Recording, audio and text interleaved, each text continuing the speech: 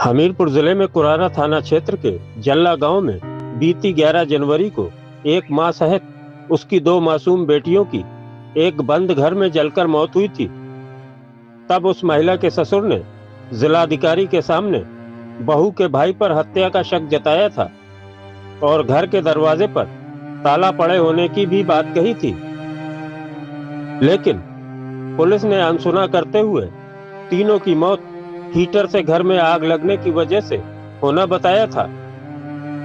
जब वो भाग गया, वहाँ रहा नहीं, 10 दिन रहा और जब कांड हो मैं मिला नहीं कांड में वहाँ घर में, तब हम उसके ऊपर साजिश किया कि क्यों भगा ये। तो क्या जिस कमरे में आग लगी थी वो कमरा बाहर से दरवाजे हाँ, ताला लगा के भाग गया, चाबी तक का पता नहीं, तोड़ के निकालना पड़ा। तीनों शवों का 12 जनवरी को जब पोस्टमार्टम हुआ तो उसमें तीनों की मौत आग लगने से पहले की बताई गई और पोस्टमार्टम के दौरान सांस की नली में कार्बन नहीं मिला। तब पुलिस ने अनीता के भाई राम प्रकाश की तलाश की और जब उससे पूछताछ की तो सारा भेद खुल गया। राम प्रकाश ने माना कि शराब के लिए पैसे न मिलने पर उसने अपनी बहन को सिलबट्टे से कुचलकर मार दिया था। इस हत्या की गवाही न बचे इसलिए उसने अपने 2 मासूम भतीजियों की भी हत्या की थी और घर में आग लगाकर फरार हो गया था।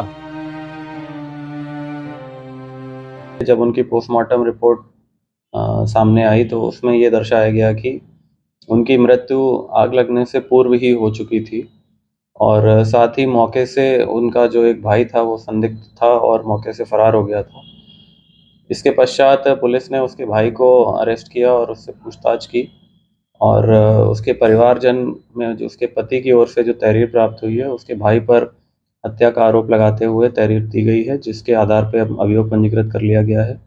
और साथ ही उसके भाई ने पूछताछ में ये स्वीकार भी किया है, अपना जुर्म का इकबाल किया है कि उसने ही अपनी बहन और उसके 2 छोटे बच्चों का कत्ल किया था।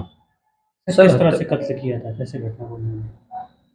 उसने ये बताया है कि उसने घर में जो एक सिलबट्टा होता है उससे उसके सीने पर और सर पर प्रहार किया था जिससे कि उसकी मृत्यु हो गई। और इसके पीछे का कारण ये था कि जो ये अभियुक्त है ये नशे का आदी था और लगातार नशे के लिए पैसे की मांग करता था और इसी कारण इसकी बहन से विवाद हुआ और उसी विवाद के चलते हुए ये घटना कारित